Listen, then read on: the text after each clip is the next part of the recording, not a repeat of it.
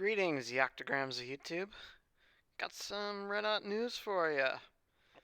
Over the past few days, I've been seeing a bunch of different things in the theaters, and not just the movie theaters, but went to Lincoln Center on Friday to see a production of Camelot. It's a revival of an old musical about, unsurprisingly, King Arthur's court. But apparently, while the music is the same, a good chunk of the script/book was redone by Aaron Sorkin, who's mostly known for his work on The West Wing, which I have some memory of. Watched a little bit with my mom growing up, but mostly I just know him from Molly's Game a few years back on Jewish Christmas. Yesterday, I went with some friends to see the Super Mario Bros. Movie, which was an utter delight. Like, I'm very happy. And earlier today, I went to see Suzume in theaters. Another thing that caught me off guard. Like, it kind of shadow dropped as far as where I'm looking goes, but once I knew it was out, I knew I had to check it out, and I'm very glad I did. Like, all three have been an utter blast to see. So, I'll try to keep most spoilers as little spoiler free as possible, but within with I'm probably not going to put that much effort into doing so for Camelot because that story is several centuries old. Not the musical, mind you, but the actual story, yeah. Anyways, anyway, like I'm not gonna, but got in the habit of saying that after watching Rams or 401 SB so much in college. Any hoozle. Start with Camelot. It's actually it starts off with the actual in not with him pulling the sword out of the stone, but with his engagement to Guinevere, Arthur's engagement to Guinevere, and wow, the humor is really good, and I really like what they did with the two of them, Lancelot and Merlin. Like Arthur and Guinevere, like they clearly care for each other, but it's really hard to tell whether it's not really all that obvious whether or not there's even the slightest bit of love between them, like romantic love. I mean, they they very much grow to respect one another and care for each other. But the fact that it's an arranged marriage hangs over their heads the entire play.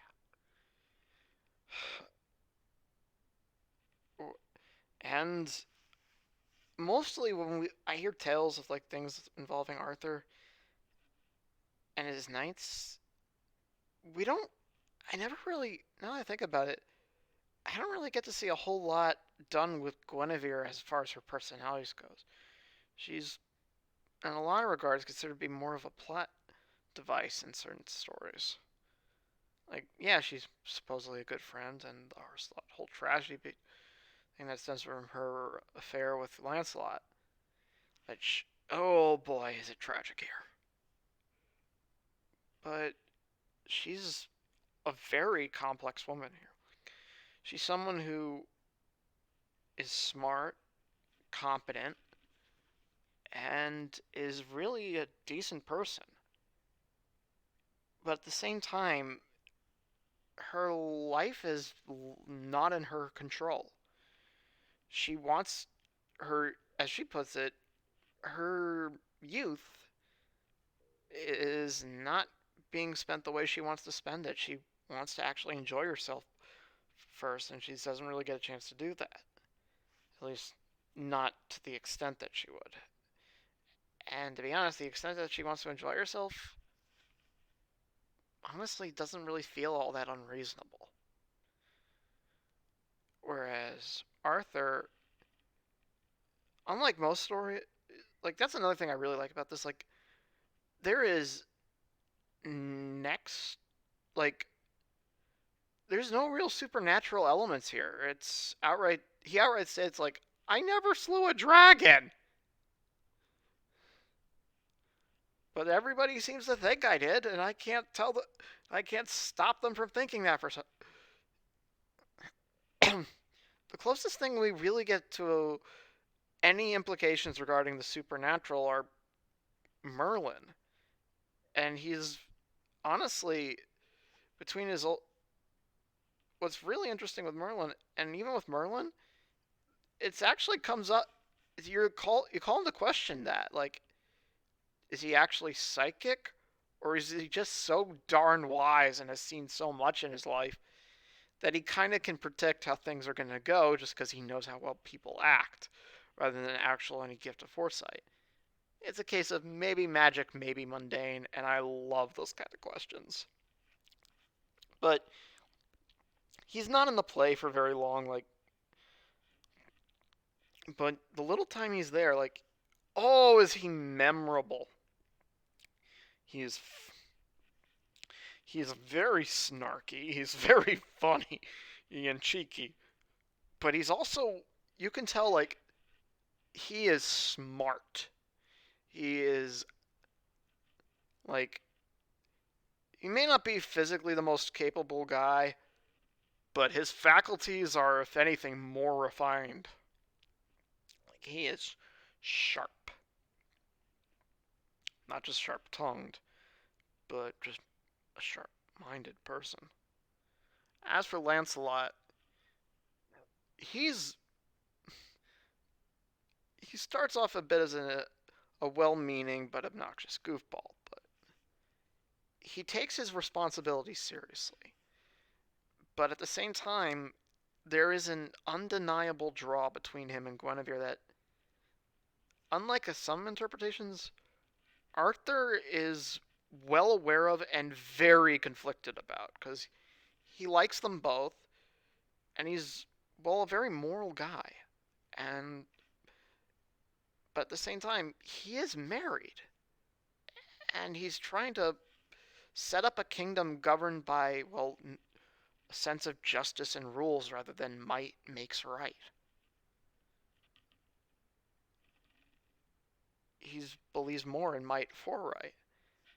And that's another thing with Arthur. Like, I know I'm going a little off in directions, but Arthur is he's clearly a man who, while not from like the bottom of the barrel or anything, he's not nobility either. He has kind of he's effectively kind of middle of the I don't know. And he just happened to draw the sword by sheer happenstance, just like in the myth. But unlike a case of whether it was really worthy or, as some people have called into doubt, whether it was just loosened so many times before he got a shot at it, he he never intended to be king. And there's a lot about it he doesn't take pleasure in. And he's terrified too. But when push comes to shove, he does his best to rise up to the occasion, own up, do and basically follow a strong sense of right and wrong, including when some of his past decisions, if not mistakes, come up, take ownership of them, lead by example. When it's one of the things that I know that if certain type moon characters saw him do at the top of Act 2, where when Mordred is initially attempting to blackmail him and he just basically says, nope, just tell everybody. Like basically rendering his blackmail useless because he's also at the same time in doing that also trying he's been constantly trying to show support in his own way for Morgan and Mordred too. Unfortunately, Morgan didn't want any of it. She has too. She's an incredibly smart woman, not magical at all here. But she. It's left ambiguous that while Arthur definitely cared for her, she just automatically assumed he used being going to court as an excuse, and even then, she says, "If it wasn't for that, would you have come back?" And while he doesn't give an answer, it's implied that he's trying. Whether or not he would have, he's still trying, and she doesn't care. And it's at the same time you understand why she's pissed at him. She's angry at him, but she's clear that she also just cares more about snubbing Arthur and any attempt he's made to help her and her son once he was where he had a son than in actually providing for said son. And it left the son very angry, very snarky, very. Basically, it's not a surprise Mordred turned out the way he did. But at the same time, because his mother's. He also very much inherited his mother's smarts. And he actually basically manipulates for a chance for the affair to even happen by tricking everybody involved. Like, but at the same time, he loves playing the role of the fool. Like, nobody. Basically, he makes it so that everyone underestimates him, while fair up until it's clear that he can't.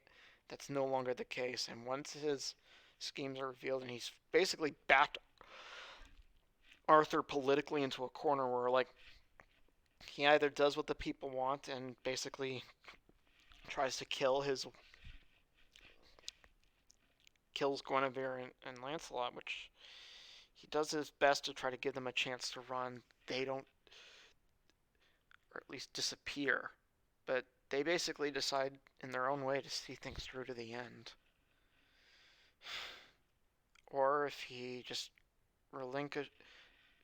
gives them a pardon, he's made to be a hypocrite, and he's trying his hardest, and he hates the situation.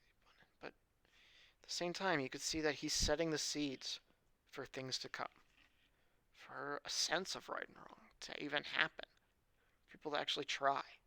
They may not have been receptive to it then. They may not succeed at doing it now either, but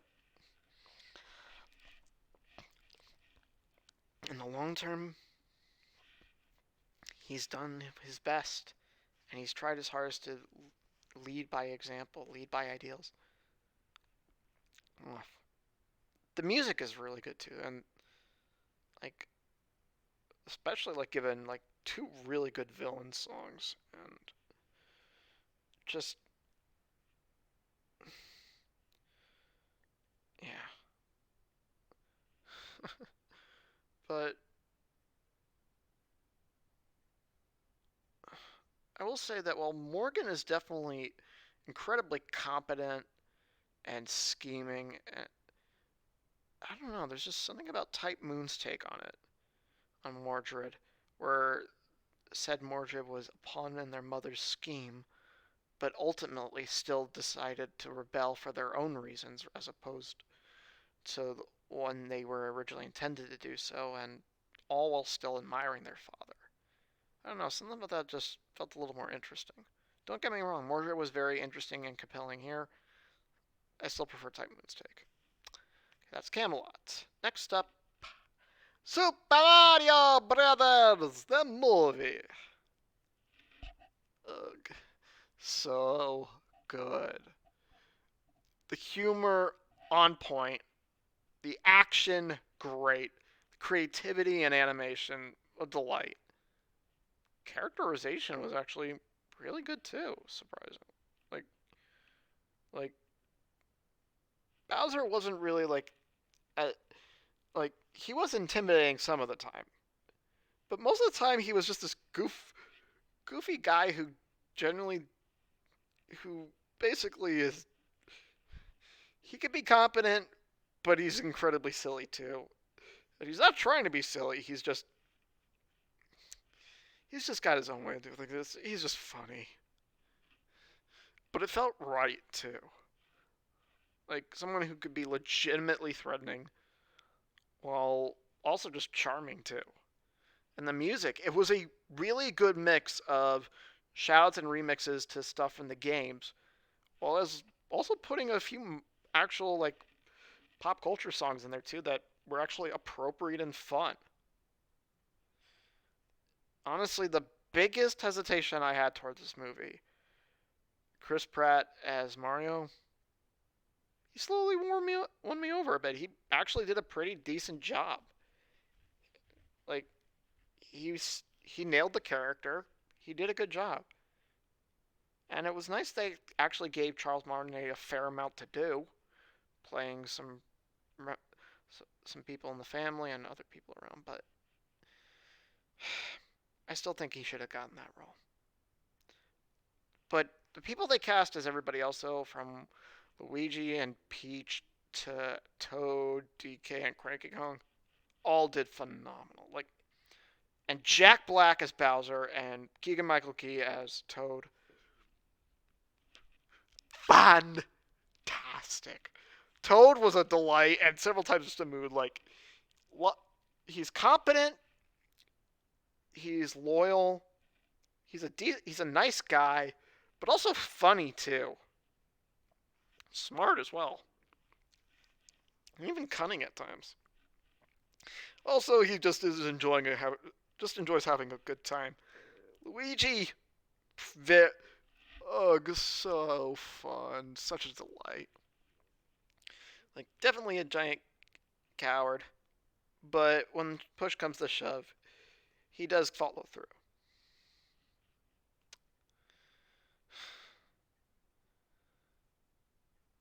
And Peach, like, wow, like, any quote unquote damsel in distress moment she arguably had in this film didn't feel like it at all. It was like more like she's basically brief, like going along, like when she's backed into a corner, she'll go along, but then take initiative and free herself. Like,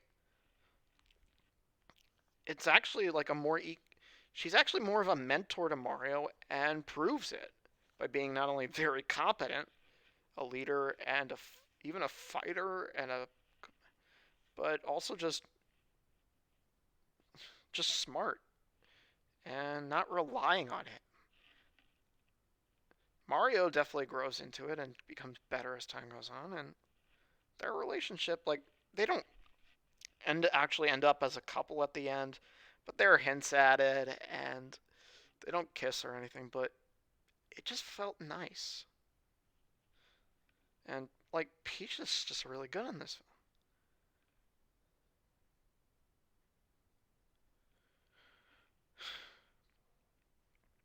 Now, was the film perfect? No.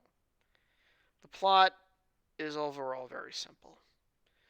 And I do genuinely love the insane number of shoutouts, cameos to like not only like Mario hit at its related properties as a whole, but various other Nintendo properties too.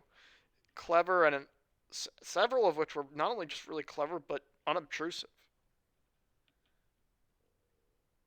And it definitely, but you could tell like this film was made with two specific audiences in mind: kids and parents and adults who grew up with these games.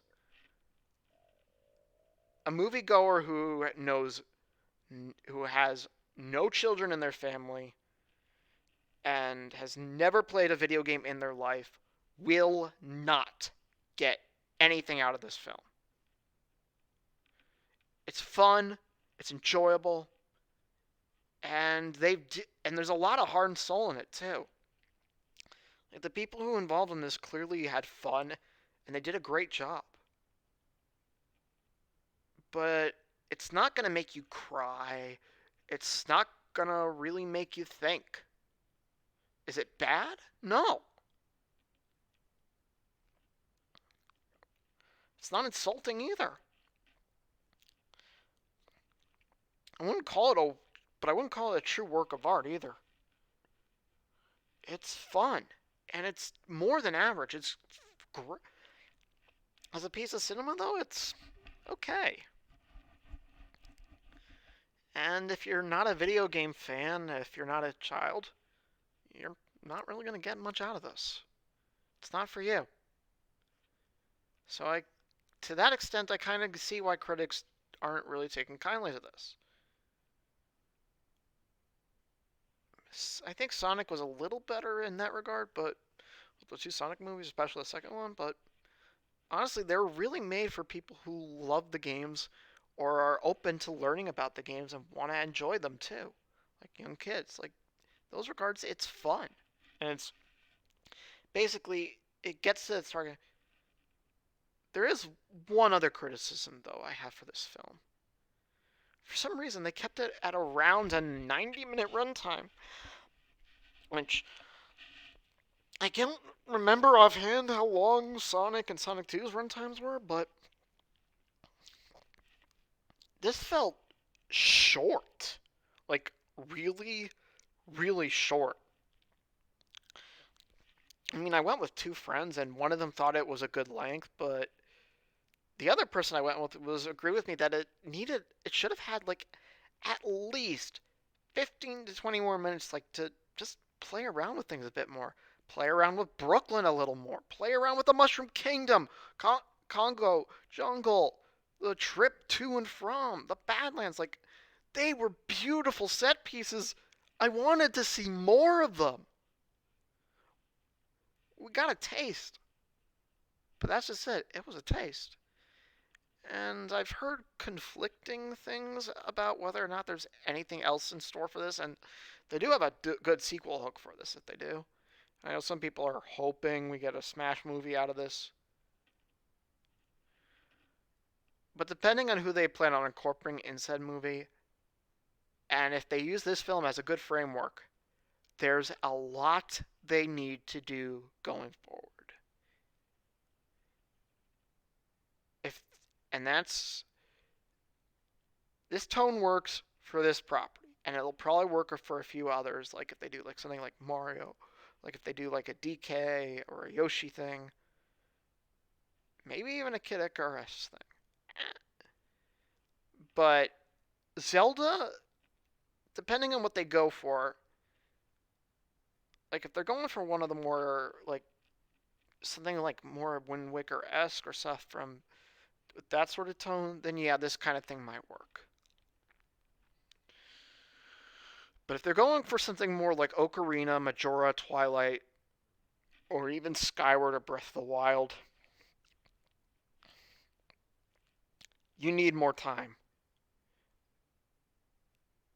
And don't be afraid to age it up a bit. Like, I can only beat. Like, the idea, like, I can only imagine what would happen if they tried to make, like, a 90-minute Xenoblade movie. That would be, like, that just, that just wouldn't work.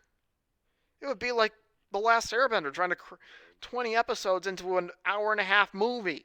That's not possible.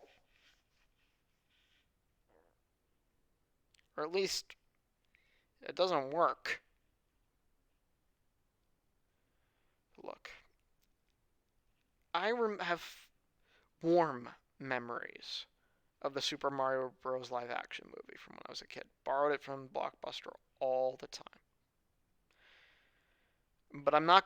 But knowing what I do now, especially about how horrendous the production behind it was. If you want more details than that, go check out Mac Muscle's video on it. This is better. This is leagues better than it. Like, it's light years apart.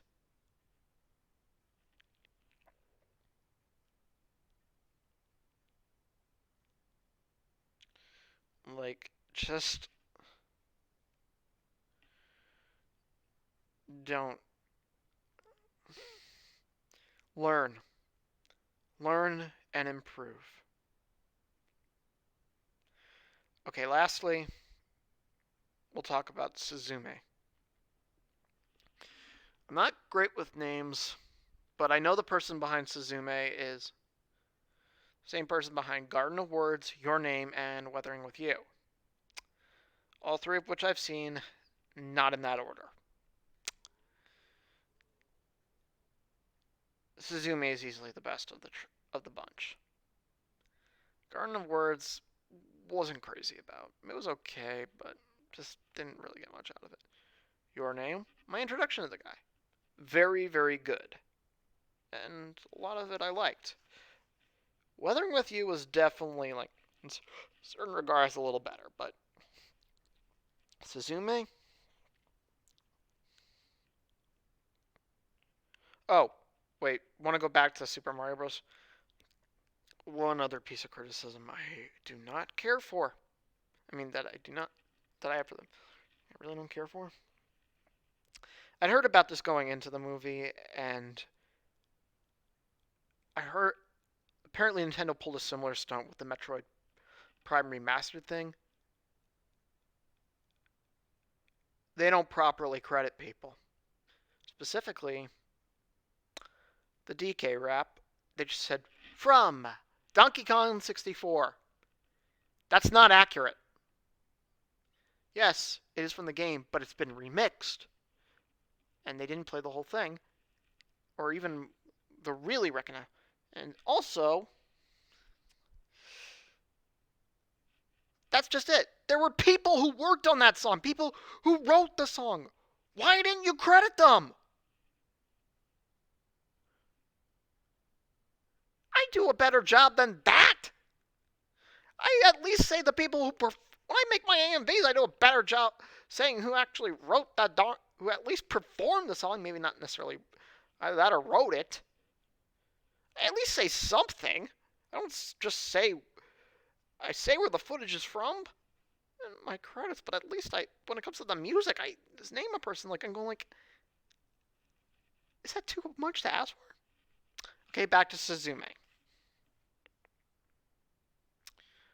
It was the romance was, despite it happening over a relatively short time period in universe, it still felt natural due to the characters and the natural chemistry they had. The concept was pretty creative, like especially with how the guy got cursed earlier on in the film. The the music was a delight. Though for some reason there were times where it reminded me of the chaos language from a lot of the near OSTs, especially like in Automata. The as expected from anything by this guy, especially from Your Name onwards, the animation and the visual imagery was breathtaking. And especially like in several like of the locales, like I went to Japan back in 2014, 3 years after the earthquake and tsunami. And a lot of that is very fresh in people's minds even now. And I don't blame them. An online buddy of mine apparently passed away in one of those.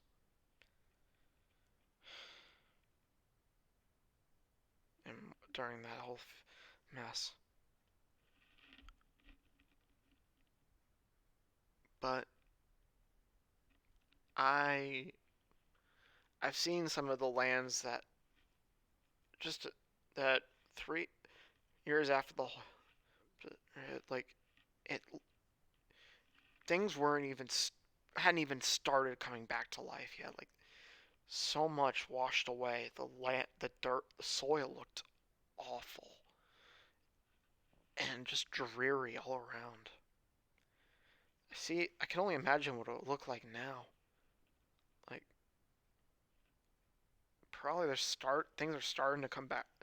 Like life is only probably now starting to finally retake the area. And a lot of the locales, like where some of these gateways are, it's yeah, they nail that feel. As well, as just the surreality of what's on the other side of the door. Just in these places. It's nuts. I love it.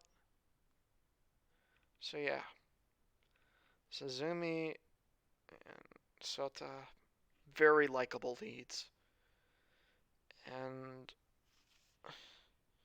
very believable as people too. I have noticed something with this guy though. He really seems to have a thing for having for the idea of an age gap in his characters' relationships being a thing. Like Weathering You was the only one where the character.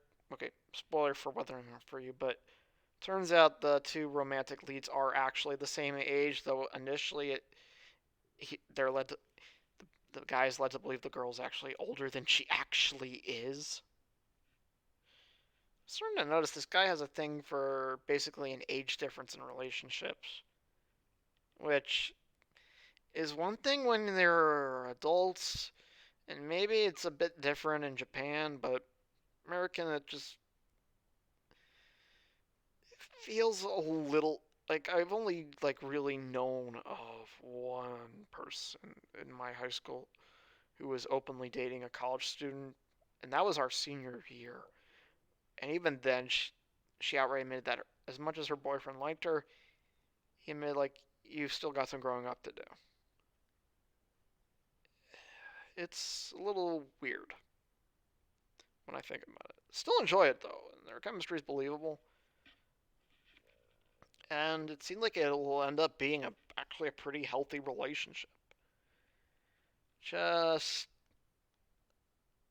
that, but also the road trip aspect of it was also fun to see, like how people get from certain parts of Japan to others, like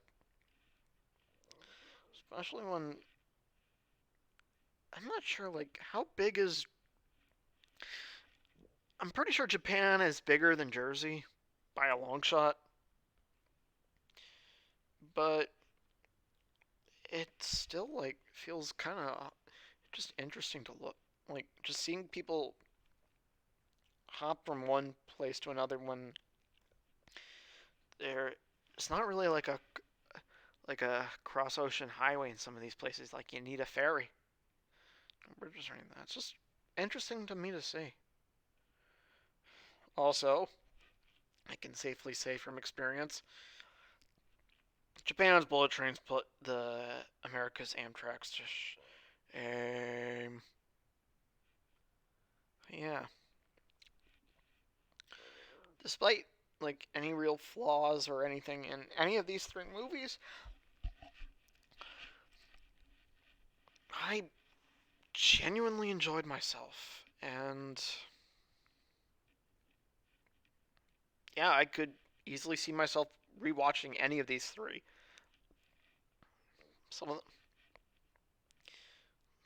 like yeah, like if I highly recommend if you're at least with Camelot, if you're in the tri-state area and an opportunity presents itself, go check it out at Lincoln Center. You're if you're a fan of the Arthur mythos or just a good musical in general with a good wit, or heck, if you're a fan of the Aaron Sorkin's work, check it out. You will not be disappointed. My dad actually managed to stay awake for the whole darn thing, and that's he almost never stays awake in a movie or theater or playhouse.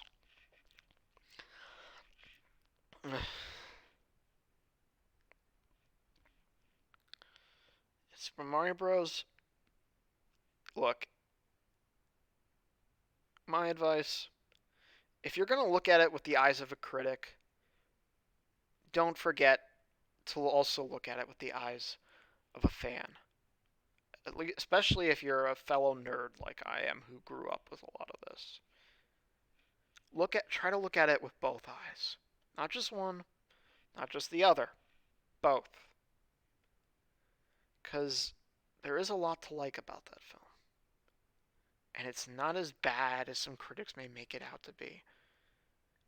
It's not as amazing as some fans may make it out to be, but it's still really good. And between this, the Sonic movies, Detective Pikachu,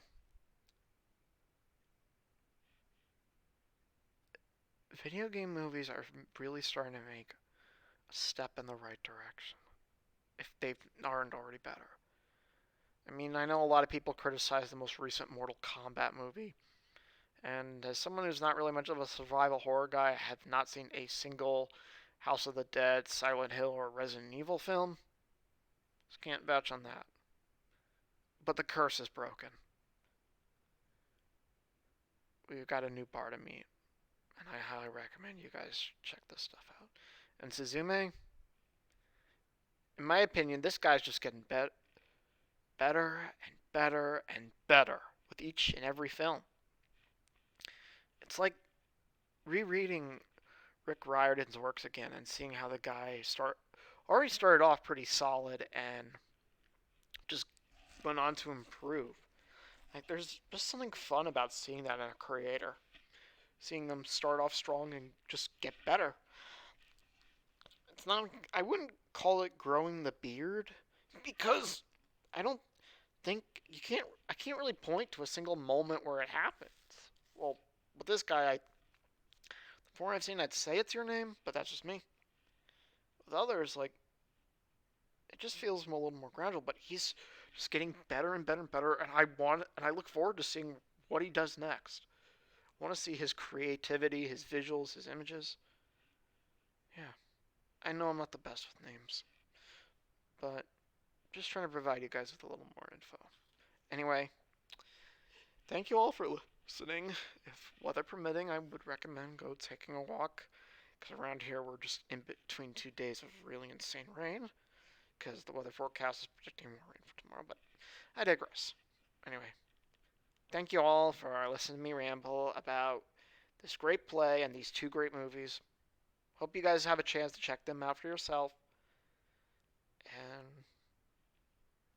it's been fun doing a vlog again. I should do another one of these again soon. Thank you, and have a great rest of your day. Goodbye. Until next time.